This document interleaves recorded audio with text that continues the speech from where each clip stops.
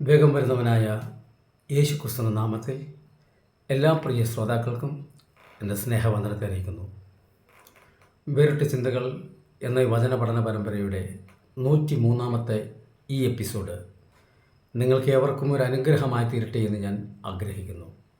നാളിതുവരെയും പിതാവിനെക്കുറിച്ചും പുത്രനായ യേശു ക്രിസ്തുവിനെക്കുറിച്ചും ഇവർ രണ്ടും രണ്ടാണെന്നും യഹോവയല്ല യേശു, യഹോവയും യേശുവും രണ്ട് ആളത്വങ്ങളോടുകൂടി നിലകൊള്ളുന്നുവെന്ന് തിരുവചനത്തിൽ നിന്നുള്ള വിവിധ തെളിവുകളോടുകൂടി വേറിട്ട ചിന്തകൾ പല വീഡിയോകളും ചെയ്തിട്ടുണ്ടായിരുന്നു. എന്നാൽ പരിശുദ്ധാത്മാവിനെക്കുറിച്ച് ഒരു പഠനം നൽകുന്ന ഒരു ക്ലാസ് ഇതുവരെയും എടുത്തിട്ടില്ല.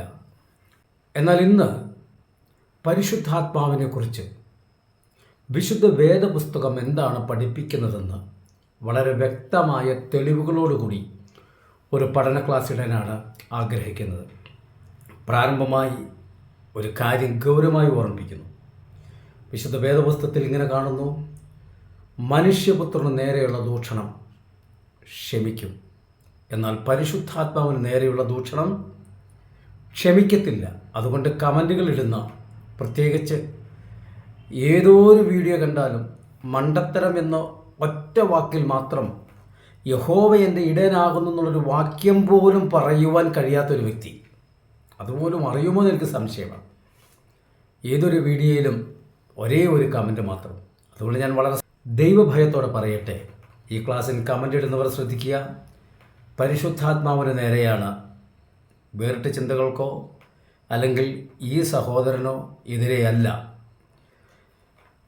പരിശുദ്ധാത്മാവിനെക്കുറിച്ച് വ്യത്യസ്തമായ പഠനങ്ങൾ ഇന്ന് ആത്മീയ ലോകത്തിൽ നിലനിൽക്കുന്നു. യേശു തന്നെ വീണ്ടും വന്നതാണ് പരിശുദ്ധാത്മാവ് എന്ന് പഠിപ്പിക്കുന്നവരുണ്ട്.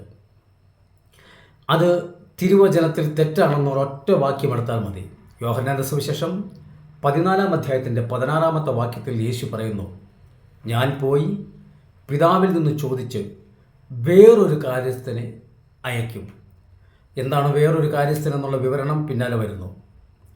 എന്നാൽ യഹോവയുടെ ശക്തിയാണ്, അല്ലെങ്കിൽ ദൈവത്തിൻ്റെ ശക്തിയാണ് പരിശുദ്ധാത്മാവെന്ന് പഠിപ്പിക്കുന്നവരുണ്ട്.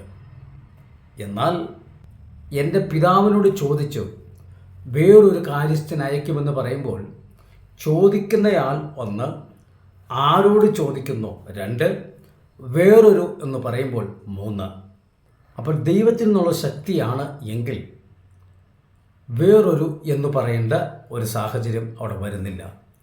ഏതായാലും തിരുവചനത്തിൽ നമുക്കിതിനെക്കുറിച്ച് വചനത്തിൻ്റെ തെളിവുകളോട് മാത്രം, ആരുടെയും പണ്ഡിതന്മാരങ്ങനെ പറഞ്ഞു, ചരിത്രകാരന്മാരിങ്ങനെ പറഞ്ഞു, ഈ വക കാര്യങ്ങളൊന്നും വേറിട്ട ചിന്തയിൽ ഇതുവരെ പറഞ്ഞിട്ടില്ല, നിങ്ങൾക്കറിയാമല്ലോ. അതുകൊണ്ട് ഇനിയും അതാഗ്രഹിക്കുന്നില്ല. ഇവിടെ തിരുവചനം എന്ത് പറയുന്നു അതാണ് നമ്മളുടെ പഠനത്തിൻ്റെ ആധാരം. ആദ്യം തന്നെ നമുക്ക് കാണാൻ കഴിയുന്ന ഉൽപ്പത്തി പുസ്തകത്തിൻ്റെ പ്രാരംഭ വാക്യങ്ങളിൽ തന്നെ 2-ാമത്തെ വാക്യത്തിൽ ദൈവത്തിൻ്റെ ആത്മാവ് വെള്ളത്തിൻ്റെ മീതെ പരിവർത്തിച്ചു കൊണ്ടിരുന്നു. ഇതിനെക്കുറിച്ച് ഞാൻ വേറിട്ട ചിന്തയിൽ ഒരു എപ്പിസോഡിൽ വളരെ വ്യക്തമായി വിശദീകരിച്ചതാണ്. എന്നാൽ ഒറ്റയ്ക്കൊരു വാക്കിൽ മാത്രം ഒതുക്കി നിർത്തട്ടെ. പാഴും ശൂന്യവുമായിരുന്ന ഒരു ഭൂമിയിൽ, അതും ഇരുൾ മൂടിയിരുന്ന ഒരു ഭൂമിയെ പരിശുദ്ധാത്മാവിനെ കാവലണച്ച്, അല്ലെങ്കിൽ കോഴിയുടെ മുട്ടയുടെ പുറത്ത് കോഴി പുരുന്തിരിക്കുന്നത് പോലെ, അടയിരിക്കുന്നത് പോലെ, വിവിധ പദപ്രയോഗങ്ങളാണല്ലോ ആ പ്രക്രിയയൊക്കെ നടത്തുന്നത് പല സ്ഥലങ്ങളിലും. ഏതായാലും ആ മുട്ടയ്ക്കകത്തുള്ള ആ കുഞ്ഞ് അത് പുറത്തു വരുവാൻ, ഒന്ന്, രണ്ട്, ആ മുട്ട ചീഞ്ഞു പോകാതിരിക്കാൻ, ഈ രണ്ട് കാര്യങ്ങൾക്ക് വേണ്ടി കോഴി ആ മുട്ടയുടെ പുറത്തിരിക്കുന്നത് പോലെ ഒരു ഇരിപ്പ് ഇവിടെ പരിശുദ്ധാത്മാവ് പരിവർത്തിച്ചു കൊണ്ടിരിക്കുന്നു എന്നുള്ള മലയാള പദപ്രയോഗത്തിലും ആശയം ഇതാണെന്നാണ് നമുക്ക് ഗ്രഹിക്കാൻ കഴിയുന്നത്. അപ്പോൾ ഒരു ചോദ്യം, പാഴായിരുന്നതിൻ്റെ, ശൂന്യമായിരുന്നതിൻ്റെ പുറത്ത് എന്തിന് പരിശുദ്ധാത്മാവ് അങ്ങനെ ഇരിക്കണം? എന്നാൽ 2-ാമത്തെ ദിവസം വെള്ളങ്ങളെയും തമ്മിൽ വേർതിരിച്ചപ്പോൾ മധ്യത്തിൽ ഒരു ഉണങ്ങിയ നിലം, ആ ഉണങ്ങിയ നിലത്തെ ഭൂമി എന്ന് പേരിട്ടിട്ട് മൂന്നാമത്തെ ദിവസം ദൈവം പറയുന്നു, അതത് തരം വിത്തോടു കൂടിയുള്ള സസ്യങ്ങൾ മുളച്ചു വരട്ടെ. അതിൻ്റെ തിരുവചനം നമ്മൾ പഠിച്ചാൽ ഭൂമി പാഴും ശൂന്യവും ആയിത്തീരുവാൻ്റെ കാരണമുണ്ട്. അതിനു മുൻപ് ഏദൻ തോട്ടമുണ്ടായിരുന്നു എന്നുള്ള കാര്യം വിശുദ്ധ വേദപുസ്തകത്തിൽ നമുക്ക് പഠിക്കാൻ കഴിയുന്നുണ്ട്. അപ്പോൾ അന്നുണ്ടായിരുന്ന ആ വൃക്ഷ സസ്യലതാദികളെല്ലാം ഈ ജലപ്രളയത്തിൽ അത് വെള്ളത്താൽ മൂടപ്പെട്ടു പോയപ്പോൾ ആ വിത്തുകൾ അഴുകിപ്പോകാതിരിപ്പാൻ, കാരണം എത്ര വർഷങ്ങൾ ആ വിത്തുകൾ ആ വെള്ളത്തിനടിയിൽ കിടന്നുവെന്ന് നമുക്ക് പറയാനാവത്തില്ല. എന്നാൽ അത് അഴുകിപ്പോകാതിരിപ്പാൻ ദൈവത്തിൻ്റെ പരിശുദ്ധാത്മാവ് അതിൻ്റെ മുകളിൽ ഇരുന്നു, ചരിച്ചുകൊണ്ടിരുന്നു, പ്രവർത്തിച്ചുകൊണ്ടിരുന്നു, പരിവർത്തിച്ചുകൊണ്ടിരുന്നു എന്ന് ഞാൻ വചനത്തിൽ നിന്ന് വിശ്വസിക്കുന്നു. അപ്പോൾ ആദ്യത്തെ പരിശുദ്ധാത്മാവിൻ്റെ ആദ്യത്തെ ഡ്യൂട്ടി തന്നെ നമ്മൾ കാണാൻ കഴിയുന്നത് ഒരു പരിപാലനമാണ് കാണുന്നത്. വെള്ളത്തിനടിയിൽ കിടക്കുന്ന വിത്ത് ജീർണിച്ച് അഴുകിപ്പോകാതെ കാത്തു സൂക്ഷിക്കുന്ന ഒരു പരിപാലനം. എന്നാൽ ഇപ്പോഴും യേശുവിൻ്റെ രക്തത്താൽ വീണ്ടെടുക്കപ്പെട്ട ദൈവമക്കളെ പരിപാലിക്കുന്ന ഒരു ശുശ്രൂഷയാണ് പരിശുദ്ധാത്മാവ് ചെയ്യുന്നത്. കൂടുതൽ വിശദീകരണങ്ങൾക്ക് നമ്മൾ പിന്നാലെ വരുന്നു. യോഹന്നാൻ എഴുതിയ സുവിശേഷത്തിൻ്റെ 14-ാം അധ്യായം അതിൻ്റെ 16-ാമത്തെ വാക്യത്തിൽ യേശു പറയുന്നു, വേറൊരു കാര്യസ്ഥനെ, അതായത് സത്യത്തിൻ്റെ ആത്മാവ് എന്ന വേറൊരു കാര്യസ്ഥനെ ഞാൻ പിതാവിൽ നിന്ന് ചോദിച്ചു നിങ്ങൾക്കായി അയച്ചു തരും. വേറൊരു കാര്യസ്ഥൻ എന്ന് പറയുമ്പോൾ ഞാൻ എൻ്റെ മുൻ വീഡിയോയിൽ പറഞ്ഞിട്ടുള്ളതാണെങ്കിലും ആദ്യമായി കേൾക്കുന്ന ശ്രോതാക്കളുണ്ടെങ്കിൽ അവരുടെ ശ്രദ്ധയിൽപ്പെടുത്തുവാൻ പറയട്ടെ. യേശു വേറൊരു കാര്യസ്ഥൻ എന്ന് പറയുമ്പോൾ അതിൻ്റെ അർത്ഥം യേശു ഒരു കാര്യസ്ഥനാണ്. അത് 1 യോഹന്നാൻ 2-ാം അധ്യായത്തിൻ്റെ 1-ാമത്തെ വാക്യം വായിച്ചു നോക്കുക. അവിടെ യേശു എന്നൊരു കാര്യസ്ഥനെ നമുക്ക് കാണാൻ കഴിയുന്നുണ്ട്. മഹാപുരോഹിതനായി പിതാവിൻ്റെ മുന്നിൽ പക്ഷപാതം ചെയ്യുന്നു. എന്തിനാണ് ഈ 2 കാര്യസ്ഥന്മാർ? ഒന്ന്, ഭൂമിയിൽ രക്ഷിക്കപ്പെട്ട ദൈവമക്കളെ പാപത്തെക്കുറിച്ചും നീതിയെക്കുറിച്ചും ന്യായവിധിയെക്കുറിച്ചും ബോധം വരുത്തിക്കൊണ്ട് അവരെ സകല സത്യത്തിലും വഴി നടത്തുവാൻ. എഫേസ്യർക്ക് എഴുതിയ ലേഖനത്തിൽ പറയുന്നത് വെച്ച് നോക്കിയാൽ കരുണാചുളുക്കം വാട്ടം മാലിന്യമൊന്നുമില്ലാത്ത ഒരു നിർമ്മല കന്യകയായി അവരെ പരിപാലിച്ച് സൂക്ഷിപ്പാൻ, കർത്താവിൻ്റെ വരവിലേക്ക് അവരെ ഒരുക്കി നിർത്തുവാൻ ഒരു കാര്യസ്ഥനായി ഭൂമിയിൽ പരിശുദ്ധാത്മാവ് നിലകൊള്ളുമ്പോൾ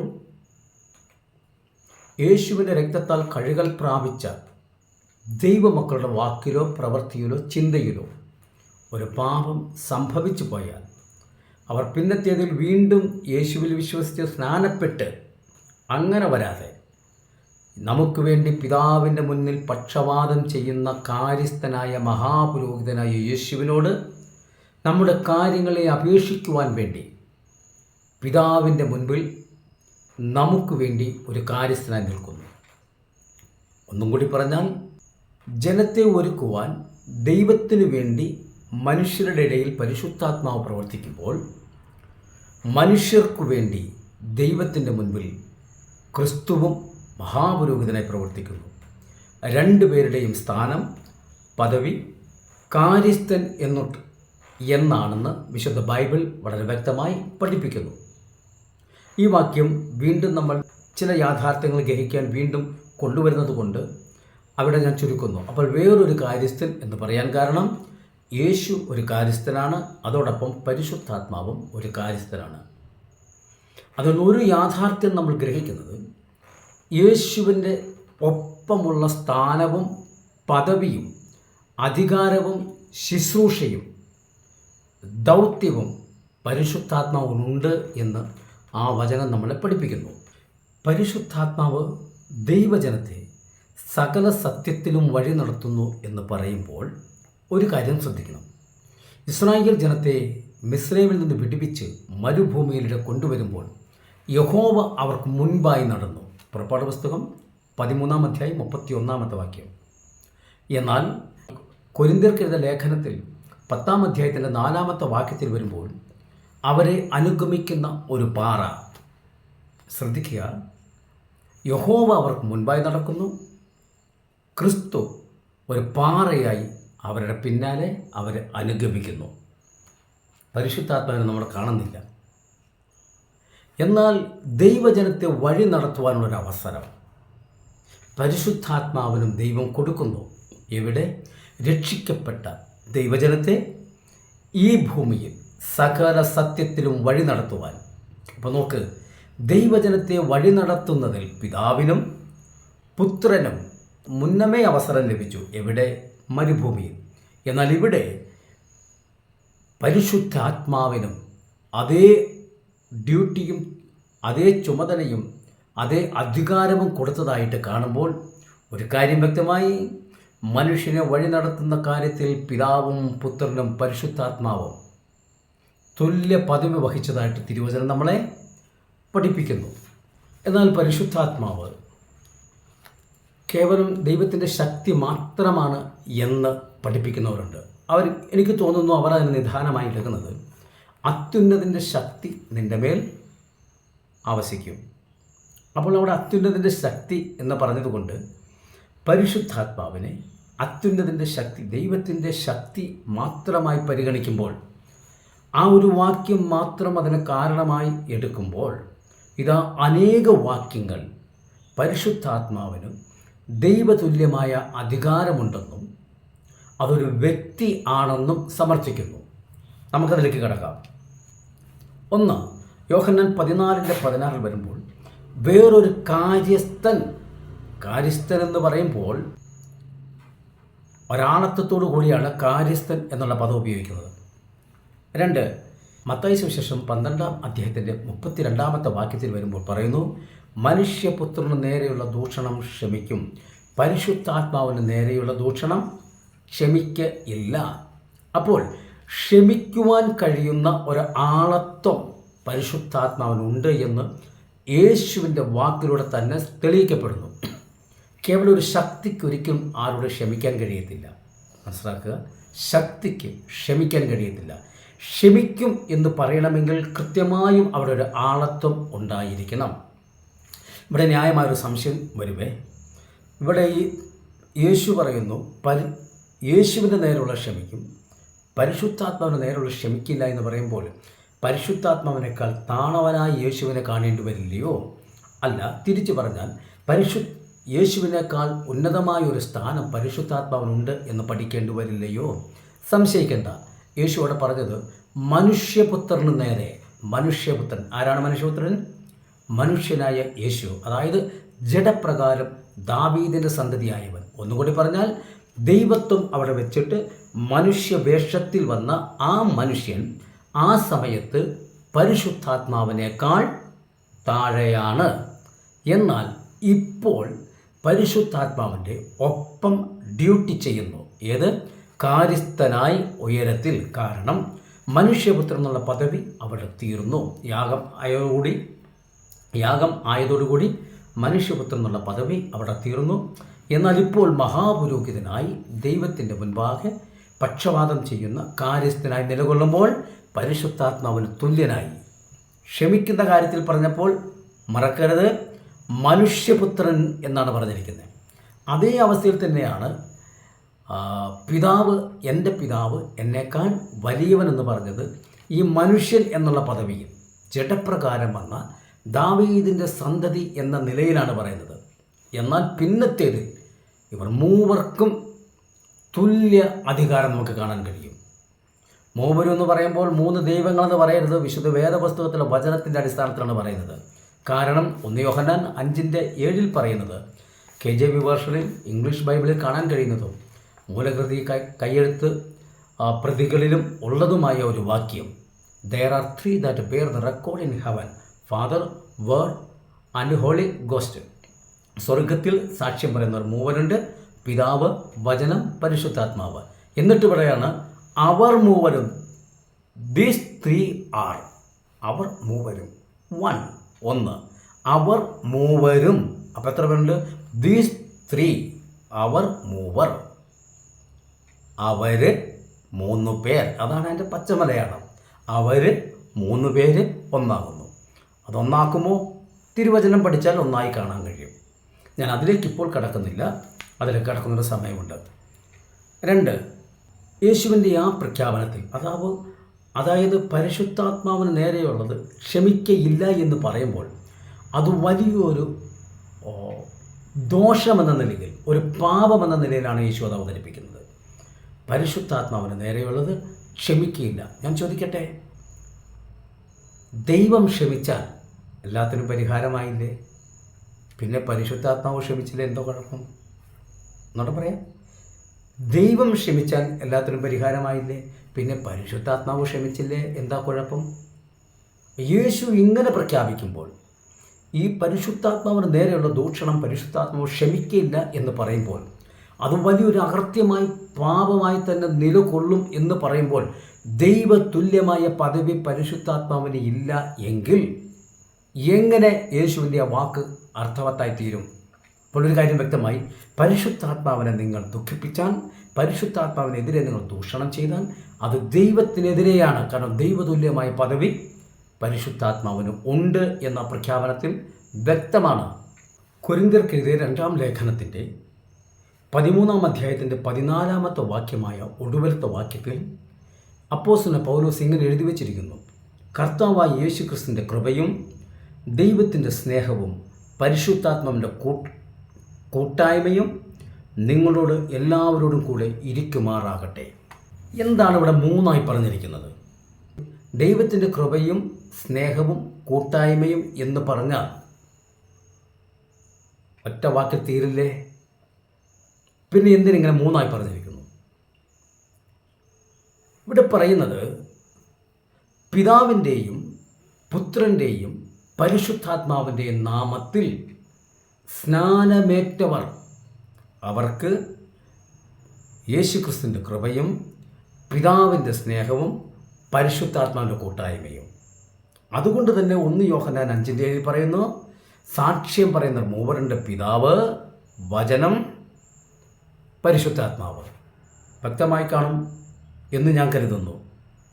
അപ്പോൾ ഇവിടെ ഇത് 3ഉം പറയുമ്പോൾ ഒരു ദൈവ പൈതലിനെ സംബന്ധിച്ചോളം, വിശേഷാൽ പിതാവിൻ്റെയും പുത്രൻ്റെയും പരിശുദ്ധാത്മാവിൻ്റെ നാമത്തിൽ സ്നാനമേറ്റവർ പറയാൻ കാരണം, പിതാവിൻ്റെയും പുത്രൻ്റെയും പരിശുദ്ധാത്മാവിൻ്റെ നാമത്തിൽ സ്നാനമേറ്റെങ്കിലേ അവിടെ റെക്കോർഡിൽ അത് കാണത്തുള്ളൂ.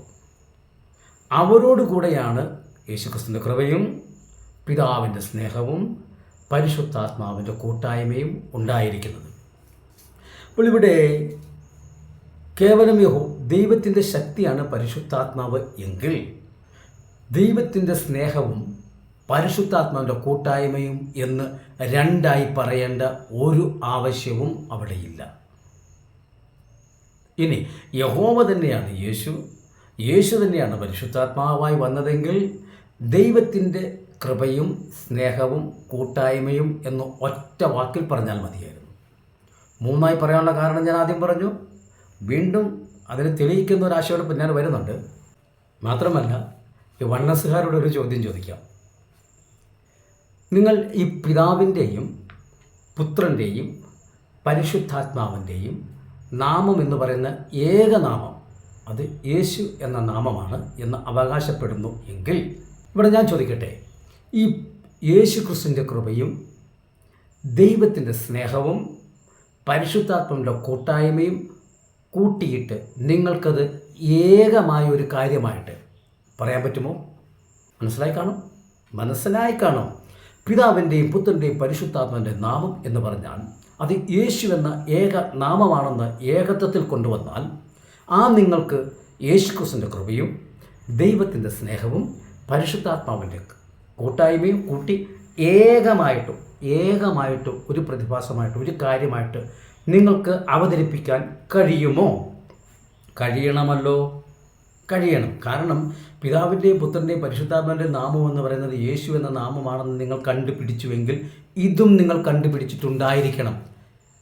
അപ്പോൾ ഞാൻ വിശ്വസിക്കുന്നു, അടിയിൽ കമൻ്റായിട്ടോ ഇല്ലെങ്കിൽ എൻ്റെ ഫോൺ നമ്പർ അറിയാം, ഒരുവിധപ്പെട്ട ശ്രോതാക്കൾക്ക് എൻ്റെ ഫോൺ നമ്പർ അറിയാം, വിളിച്ചു പറയുകയോ ഇല്ലെങ്കിൽ നിങ്ങളൊരു വീഡിയോയിലൂടെ ചെയ്യുകയോ കുറഞ്ഞ പക്ഷം കമൻറ്റ് ബോക്സിലെങ്കിലും നിങ്ങളതിനെ ഇത് 3ഉം കൂടി അതായത് കൃപയും സ്നേഹവും കൂട്ടായ്മയും കൂടി ഒന്നാക്കണം. നിങ്ങൾ പിതാവിൻ്റെ നാമവും പുത്രൻ്റെ നാമവും പരിശുദ്ധാത്മാവിൻ്റെ നാമവും കൂടി ഒന്നാക്കിയതുപോലെ ഇവിടെ ക്രിസ്തുവിൻ്റെ കൃപയും പിതാവിൻ്റെ സ്നേഹവും പരിശുദ്ധാത്മാവിൻ്റെ കൂട്ടായ്മയും കൂടി ഒന്നാക്കി ഒന്ന് കാണിക്കണം കേട്ടോ. എങ്കിലേ നിങ്ങൾക്ക് നിങ്ങളുടെ ഉപദേശത്തിന് അടിസ്ഥാനമുണ്ടാവുള്ളൂ. അടിസ്ഥാനമുണ്ടെന്ന് ഞാൻ പറയത്തില്ല, നിങ്ങൾക്ക് ഉണ്ടെന്ന് സമർത്ഥിക്കാൻ കഴിയും ഇങ്ങനെ ഒന്നാക്കി കാണിച്ചാൽ. എന്നാൽ 2 തെസ്സലോനിക്കർക്ക് ലേഖനത്തിൻ്റെ 3-ാം അധ്യായം അതിൻ്റെ 5-ാമത്തെ വാക്യത്തിൽ വായിക്കുന്നത് ഞാൻ വായിച്ച് കേൾപ്പിക്കാം. കർത്താവ് താൻ നിങ്ങളുടെ ഹൃദയങ്ങളെ ദൈവത്തിൻ്റെ സ്നേഹത്തിലേക്കും ക്രിസ്തുവിൻ്റെ സഹിഷ്ണുതയിലേക്കും തിരിക്കുമാറാകട്ടെ. കർത്താവ് താൻ നിങ്ങളുടെ ഹൃദയങ്ങളെ ഡയറക്റ്റ് ചെയ്യണം, ഗൈഡ് ചെയ്യണം. എവിടേക്ക്? ദൈവത്തിൻ്റെ സ്നേഹത്തിലേക്ക്, പിന്നെ ക്രിസ്തുവിൻ്റെ സഹിഷ്ണുതയിലേക്ക്. ഒന്ന് നോക്കിക്കേ, ഒരു വ്യക്തിയുടെ അടുക്കിലേക്ക് ഒരാളെ ഗൈഡ് ചെയ്യണമെങ്കിൽ ആ ഗൈഡ് ചെയ്യുന്ന വ്യക്തി മറ്റൊരു വ്യക്തിയായിരിക്കണം. മനസ്സിലായി കാണും. ഒരു വ്യക്തിയുടെ അടുക്കിലേക്ക് ഒരാളെ പറഞ്ഞയക്കണമെങ്കിൽ, തിരിച്ചുവിടണമെങ്കിൽ പറഞ്ഞയക്കുന്നവൻ വേറൊരാളായിരിക്കണം. കുറഞ്ഞ പക്ഷം റോഡ് സൈഡിൽ നിൽക്കുന്ന ഒരു ട്രാഫിക് പോലീസ് താൻ അവിടെ നിന്നുകൊണ്ട് വാഹനത്തെ മറ്റൊരു ദിശയിലേക്ക് പറഞ്ഞു വിടുകയാണ് ചെയ്യുന്നത്. അപ്പം പറഞ്ഞു വിടുക, അങ്ങോട്ട് ഗൈഡ് ചെയ്ത് അല്ലെങ്കിൽ ഡയറക്റ്റ് ചെയ്ത് വിടുക എന്ന് പറയുമ്പോൾ ഒരു ഡയറക്ടർ ഉണ്ടായിരിക്കണം. എങ്കിൽ മാത്രമേ ആ വാക്യത്തിൻ്റെ ആ പ്രസ്താവനയ്ക്ക് ഒരു അർത്ഥം വരത്തുള്ളൂ. ഇവിടെ ഇത് വളരെ വ്യക്തമായി കാണാൻ കഴിയുന്നത് കർത്താവ് താൻ ദൈവത്തിൻ്റെ സ്നേഹത്തിലേക്കും ക്രിസ്തുവിൻ്റെ സഹിഷ്ണുതയിലേക്കും. നോക്കിയേ, 2 സ്ഥലത്തേക്ക് ഡയറക്റ്റ് ചെയ്യുന്ന 3-ാമതൊരാളാണ്. അതിൻ്റെ പദപ്രയോഗത്തിൽ വളരെ വ്യക്തമാണ്. കാരണം ഇവിടെ ഈ കർത്താവ് താൻ എന്ന് പറഞ്ഞിരിക്കുന്നതിന് കുറിയോസ് എന്നുള്ള പദം ഉപയോഗിക്കുമ്പോൾ ദൈവത്തിൻ്റെ സ്നേഹത്തിലെന്നുള്ളത് തിയോസ് ഉപയോഗിക്കുന്നു. എന്നാൽ അടുത്ത ക്രിസ്തുവിൻ്റെ സഹിഷ്ണുത എന്നുള്ളിടത്ത് ക്രിസ്റ്റോസ് എന്ന് പറഞ്ഞിരിക്കുന്നു. 3 വാക്കുകളിലാണ് ഇത് എഴുതി വച്ചിരിക്കുന്നത്. അപ്പോൾ ഇവിടെ ഒരു കാര്യം വ്യക്തമായി, കർത്താവ് താൻ, അതായത് നമ്മളെ ദൈവത്തിൻ്റെ സ്നേഹത്തിലേക്ക് വഴി നടത്തിവിടുന്നതും ക്രിസ്തുവിൻ്റെ സഹിഷ്ണുതയിലേക്ക് നമ്മളെ വഴി നടത്തിവിടുന്നതും സത്യത്തിൻ്റെ ആത്മാവ് എന്ന കാര്യസ്ഥൻ ആണ്. കർത്താവിൻ്റെ പ്രഖ്യാപനത്തിൽ ഉള്ള തൻ്റെ പരിശുദ്ധാത്മാവിൻ്റെ ഡ്യൂട്ടിയും ഇവിടെ ചെയ്യുന്ന പ്രവൃത്തിയും വെച്ച് താരതമ്യപ്പെടുത്തുമ്പോൾ വളരെ വ്യക്തമാണ്. സകല സത്യത്തിലും വഴി നടത്തുന്ന, ഇപ്പോൾ ദൈവജനത്തെ ഭൂമിയിൽ വഴി നടത്തുന്ന പരിശുദ്ധാത്മാവ്. ഇത് പൗലോസ് എഴുതുമ്പോൾ സഭയ്ക്ക് എഴുതുന്നതാണ്. ക്രിസ്തുവിൻ്റെ സ്വർഗാരോഹണത്തിന് ശേഷം എഴുതുമ്പോൾ സഭയ്ക്ക് എഴുതുന്നതാണ്. രക്ഷിക്കപ്പെട്ട ദൈവമക്കളോട് പറയുന്നതാണ്. നിങ്ങളെ ദൈവത്തിൻ്റെ സ്നേഹത്തിലേക്ക് നയിക്കുന്നത് വഴി നടത്തുന്ന പരിശുദ്ധാത്മാവ്, നിങ്ങൾ ക്രിസ്തുവിൻ്റെ സഹിഷ്ണുതയിലേക്ക് നയിക്കുന്നത് വഴി നടത്തുന്ന പരിശുദ്ധാത്മാവ്. ഇതിനെന്തോന്ന് പറഞ്ഞിരിക്കുന്നത്? കർത്താവ് താൻ. കർത്താവ് എന്ന് പറയാൻ കർത്തൃത്വം നടത്തുന്നവൻ, കാര്യസ്ഥൻ. ഞാൻ ചോദിക്കട്ടെ, ഇതിനെ എതിർക്കുന്ന ഒരു വ്യക്തിയോട് ചോദിക്കട്ടെ, താങ്കളൊരു ദൈവവേദലാണെങ്കിൽ, ഒരു ദൈവവിശ്വാസിയാണെങ്കിൽ താങ്കളെ വഴി നടത്തുന്ന ആരാ? ദൈവമല്ലെന്ന് പറയുമോ? ദൈവമാണ് വഴി നടത്തുന്നത്. എങ്കിൽ ആ ചുമതല ഏൽപ്പിച്ചിരിക്കുന്ന ആരെയാ? പരിശുദ്ധാത്മാവിനെയാണ്. മനസ്സിലാക്കുക, ആ ചുമതല ഏൽപ്പിച്ചിരിക്കുന്നത് പരിശുദ്ധാത്മാവിനെയാണ്. ആ പരിശുദ്ധാത്മാവിനാൽ നിങ്ങൾ വഴി നടത്തപ്പെടുമ്പോൾ നിങ്ങൾ പറയുന്നത് ദൈവം എന്നെ വഴി നടത്തി. അപ്പോൾ നിങ്ങളുടെ വാക്കിൽ തന്നെ വ്യക്തത വരുന്നില്ലേ? പരിശുദ്ധാത്മാവിൻ്റെ ദൈവത്വം നിഷേധിക്കുന്നവരോട് ഞാൻ ചോദിക്കുകയാണ്, നിങ്ങളുടെ പ്രഖ്യാപനത്തിൽ തന്നെ, നിങ്ങളുടെ അവകാശവാദത്തിൽ തന്നെ നിങ്ങൾ പറയുന്നു പരിശുദ്ധാത്മാവ് ദൈവമാണെന്ന്. കാരണം രക്ഷിക്കപ്പെട്ട ദൈവത്തിലാണ് താങ്കൾ എങ്കിൽ താങ്കളെ വഴി നടത്തുന്നത് പരിശുദ്ധാത്മാവാണ്. എന്നിട്ട് താങ്കൾ പറയുന്നു ദൈവം എന്നെ വഴി നടത്തുന്നു, പറയാറില്ലേ? ശരിയെങ്കിൽ ഇനി പറയുമോ പരിശുദ്ധാത്മാവ് ദൈവമല്ലെന്ന്? അല്ലെന്ന് പറഞ്ഞാൽ താങ്കൾ ആരോടാണ് എതിർക്കുന്നതെന്നറിയാമോ? ഇത് പ്രഖ്യാപിച്ച യേശുവിനോടാണ്. യേശുവാണ് പറഞ്ഞത് നിങ്ങളെ വഴി നടത്താൻ പരിശുദ്ധാത്മാവ് എന്നൊരു കാര്യസ്ഥന വരുന്നതെന്ന്. ഈ ഒരൊറ്റ ആശയത്തിൽ തന്നെ വളരെ വ്യക്തം. ഈ തെസ്സലോനിക്കരുടെ ലേഖനത്തിൻ്റെ 3-ാം അധ്യായത്തിൻ്റെ 5-ാം വാക്യത്തിൽ ഇവരുടെ 3 ആളത്വങ്ങൾ വ്യക്തമായി കാണുന്നു. ഒരാൾ ഒരു സ്ഥലത്തേക്ക് മറ്റൊരു സ്ഥലത്തേക്ക് ഡയറക്റ്റ് ചെയ്യുന്നു. ഇത് തന്നെയാണ് 110-ാം സങ്കീർത്തനത്തിൽ വായിച്ചത്. കർത്താവ് എൻ്റെ കർത്താവിനോട്, ഒരു കർത്താവ് മറ്റൊരു കർത്താവിനോട് പറയുന്നു നിൻ്റെ വലത്തുവശഭാഗത്തിരിക്കുന്ന കർത്താവ്. 3 വ്യക്തമായല്ലോ. ആ 3 തന്നെയാണ് ഇവിടെയും കാണുന്നത്. ആ 3 തന്നെയാണ് ആശീർവാദ സമയത്ത് കൊരിന്ത്യർക്കെഴുതിയ ലേഖനത്തിൻ്റെ ഒടുവിലത്തെ വാക്യത്തിൽ നമ്മൾ വായിച്ചത് ഈ ആശീർവാദത്തിൻ്റെ വാക്ക് 3 പിതാവിൻ്റെയും പുത്രൻ്റെയും പരിശുദ്ധാത്മാവിൻ്റെയും കാര്യം പറഞ്ഞുകൊണ്ട്, അവരെ പേരെടുത്ത് പറഞ്ഞുകൊണ്ട് തന്നെ ആശീർവദിക്കുന്നു. എന്തിനാണ് ദൈവത്തിൻ്റെ ഒപ്പം? നിങ്ങളുടെ ഭാഷയിൽ ദൈവമല്ലാത്തൊരു പരിശുദ്ധാത്മാവിൻ്റെ ആശീർവാദം എന്തിനു വരണം? ദൈവം ആശീർവദിക്കുന്നതിൻ്റെ ഒപ്പം പരിശുദ്ധാത്മാവ് എന്തിന് ആശീർവദിച്ചു? വ്യക്തമായല്ലോ. ആശീർവദിക്കുന്ന പിതാവിൻ്റെയും ആശീർവദിക്കുന്ന ക്രിസ്തുവിൻ്റെയും ഒപ്പം സ്ഥാനം പരിശുദ്ധാത്മാവിനും വിശുദ്ധ വേദപുസ്തകം കൽപ്പിച്ചിട്ടുണ്ട്, വളരെ വ്യക്തമായി. മാത്രമല്ല, ദൈവത്തിന് മാത്രം ഉണ്ടായിരിക്കേണ്ട പദവി അധികാരങ്ങൾ പരിശുദ്ധാത്മാവിൽ നാം കാണുന്നു.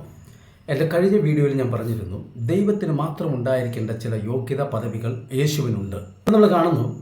ഒന്ന് ഞാൻ ആദ്യം പറഞ്ഞു, ക്ഷമിക്കുവാനുള്ള അധികാരം അത് യേശുവിനുണ്ടായിരുന്നു പറഞ്ഞല്ലോ. ഭൂമിയിൽ മനുഷ്യപുത്രന് പാപങ്ങളെ മോചിപ്പാനുള്ള അധികാരമുണ്ട്.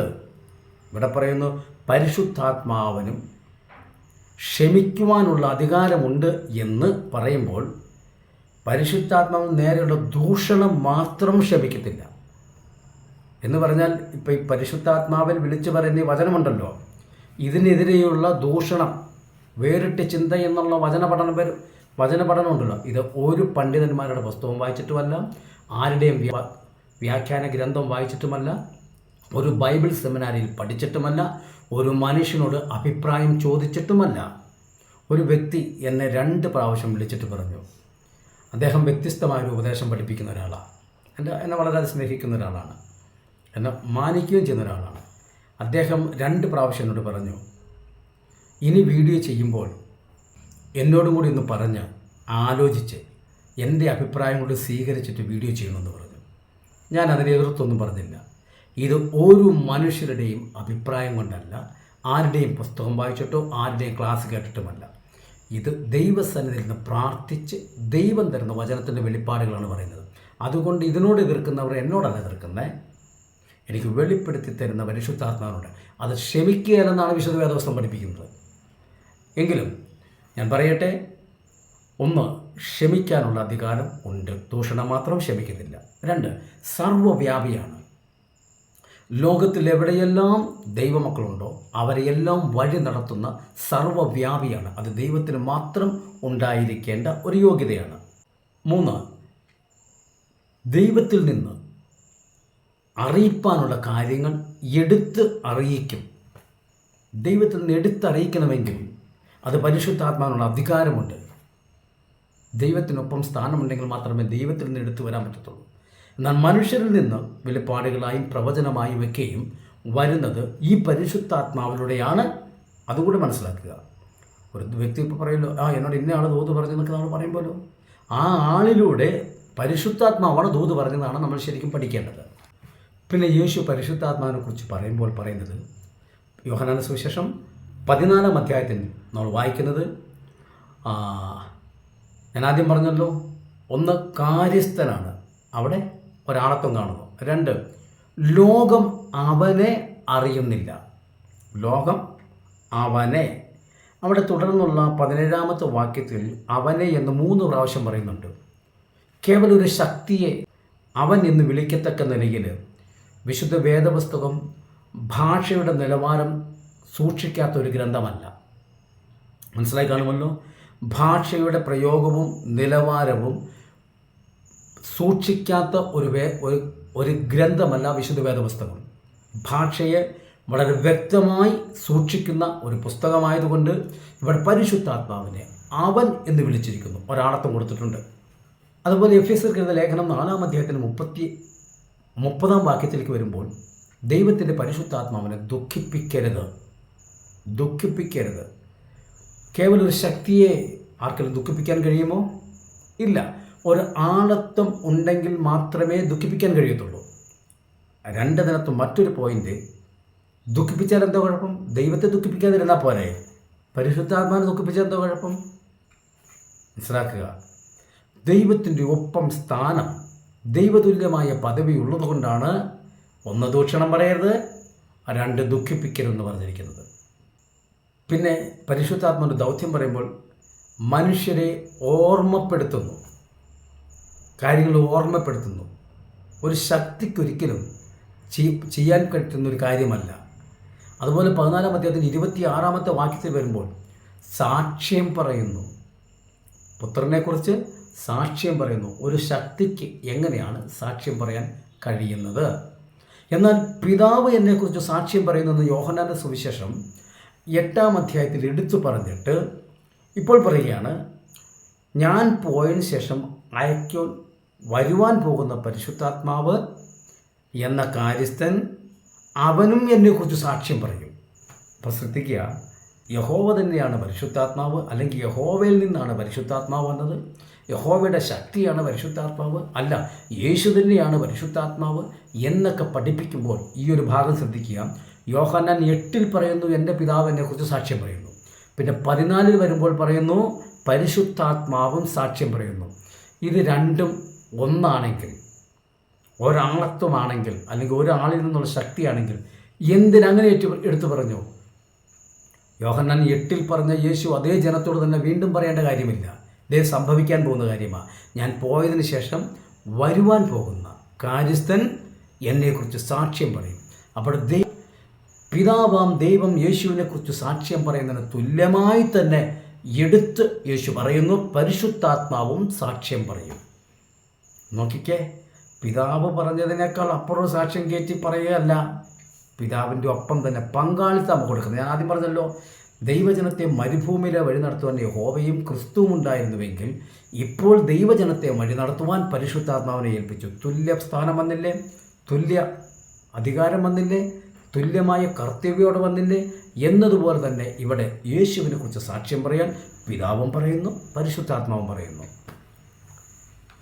വഴി നടത്തും, സകല സത്യത്തിലും വഴി നടത്തും. ഞാൻ ആദ്യം പറഞ്ഞല്ലോ, താങ്കൾ ദൈവവേദനാണെങ്കിൽ താങ്കളെ ആരാ വഴി നടത്തുന്നത്? ഒറ്റ വാക്കിൽ പറ, ദൈവം വഴി നടത്തുന്നല്ലേ. പക്ഷെ ആ ഡ്യൂട്ടി ആരെ ഏൽപ്പിച്ചിരിക്കുന്നത്? ഇപ്പം പറയും പരിശുദ്ധാത്മാവിനെ ഏൽപ്പിച്ചത് കൊണ്ട് ദൈവം തന്നെ എന്ന് പറയാം. അങ്ങനെയാണല്ലോ അല്ലേ? കോടതി സമൻസ് നമ്മുടെ അയലോങ്കാരൻ്റെ കയ്യിൽ കൊടുത്തുവിട്ടാലും അയലോങ്കാരൻ അവിടുത്തെ ഉദ്യോഗസ്ഥനായിരിക്കും. നമ്മുടെ അയൽവക്കത്തുള്ള രവി എന്ന് പറയുന്ന ചേട്ടനെ കൊണ്ടു തന്നെങ്കിലും കോടതി തന്നേന്നാണ് നമ്മൾ പറയുന്നത്. കൊണ്ടു തന്നത് ആരല്ല. ആ രീതിയിൽ വ്യാഖ്യാനിക്കാൻ പോയാൽ ഞാൻ ആദ്യം പറഞ്ഞതിന് മറുപടി പറയേണ്ടി വരും. ഏത്? പിതാവ് സാക്ഷ്യം പറയുന്നു എന്ന് പറഞ്ഞിട്ട് വീണ്ടും പരിശുദ്ധാത്മാവ് സാക്ഷ്യം പറയും എന്ന് പറയുന്നു. അപ്പോൾ ഇത് രണ്ടും ഒന്ന് തന്നെയാണെങ്കിൽ, ഒരേ അധികാരം തന്നെയാണെങ്കിൽ അതിൻ്റെ ആവശ്യമില്ല. തന്നെയല്ല, ദൈവത്തിൻ്റെ സ്നേഹവും പരിശുദ്ധാത്മാവിൻ്റെ കൂട്ടായ്മയും എന്ന് രണ്ടായി പറയേണ്ടതില്ല. അപ്പോൾ ഇവിടെ ഇന്നത്തെ ഈ പരിശുദ്ധാത്മാവ് യേശു തന്നെ വേഷം മാറി വന്നതല്ല പരിശുദ്ധാത്മാവ് എന്ന് വേറൊരു കാര്യസ്ഥൻ എന്നുള്ള പദപ്രയോഗത്തിൽ വ്യക്തമായി. പിതാവ് തന്നെയല്ല, പിതാവിൻ്റെ ശക്തിയല്ല പരിശുദ്ധാത്മാവ് എന്നുള്ളത് ഇപ്പോൾ പല വാക്യങ്ങളിലൂടെ നമുക്ക് ഗ്രഹിക്കാൻ കഴിഞ്ഞു. ഇനി എന്താണ്? ഒറ്റക്കാര്യം കൂടി പറയട്ടെ. പഴയ നിയമ കാലഘട്ടത്തിൽ ദൈവം ജനത്തോട് ഇടപെട്ടിരുന്നത് യഹോവ എന്നുള്ള നാമത്തിൽ യഹോവയായ ദൈവം ഇടപെട്ടു. എന്നാൽ അതിനുശേഷം യേശു ഭൂമിയിലേക്ക് വന്ന് ശുശ്രൂഷ ആരംഭിച്ചപ്പോൾ പലരും ചോദിച്ചിട്ടുണ്ട്, പുതിയ നിയമത്തിൽ എന്താ യഹോവയെന്ന് കാണാത്ത? പിതാവെന്നല്ലേ കാണുന്നുള്ളൂ. ആ പുത്രനായപ്പോഴല്ലേ പിതാവായത്? പുത്രൻ വന്നപ്പോഴുള്ള പിതാവായത്. അതിനു മുമ്പ് യഹോവയായിരുന്നു, അന്ന് പുത്രനില്ലായിരുന്നു. ചിലരൊക്കെ പറയുന്നുണ്ട്, ഞാൻ നിന്നെ ജനിപ്പിച്ചിരിക്കുന്നു. ദൈവത്തിൻ്റെ സൃഷ്ടിയാണ്, ആദ്യം ജനിപ്പിച്ചത് യേശുവിനെയാണ്. അതൊക്കെ വചനത്തിൽ അതൊക്കെ അടിസ്ഥാനരഹിതമാണെന്ന് ഞാൻ പല വീഡിയോയിൽ ഇട്ടിട്ടുണ്ട്. ആവശ്യമെന്ന് തോന്നിയാൽ ഇനിയും കൂടുതൽ തെളിവുകളോടുകൂടി ആ പഠന ക്ലാസ് ഇടും. അപ്പോൾ ഇവിടെ യേശുവിൻ്റെ ശുശ്രൂഷക്കാലത്ത് യേശു മനുഷ്യനുമായി ഇടപെടുന്നു. അപ്പോൾ പിതാവിൻ്റെ ഇടപെടലില്ല. യേശു സ്വർഗാരോഹണം ചെയ്തതിന് ശേഷം മനുഷ്യനുമായി ഇടപെടുവാൻ പരിശുദ്ധാത്മാവിനെ ഏൽപ്പിച്ചിരിക്കുന്നു. അപ്പോൾ ആദ്യം യഹോവയായ ദൈവം ഇടപെട്ട കാലം, 2 യേശു ഇടപെട്ട കാലം, 3-ാമത്തെ കാലം പരിശുദ്ധാത്മാവ്. അപ്പോൾ അതുകൊണ്ട് ഇപ്പോൾ നമ്മൾ വഴി നടത്തുന്നത് പരിശുദ്ധാത്മാവായതുകൊണ്ട് ദുഃഖിപ്പിക്കരുത്, ദൂഷണം പറയരുത്. മണ്ടത്തരം എന്നൊക്കെ പറഞ്ഞ് കമൻ്റിടുമ്പോൾ സൂക്ഷിച്ചോണം. പൊട്ടത്തരമാണെന്നൊക്കെ പറഞ്ഞ് വേറില്ലാത്ത ചിന്തയാന്നൊക്കെ പറഞ്ഞ് കളിയാക്കുമ്പോൾ സൂക്ഷിച്ചോണം.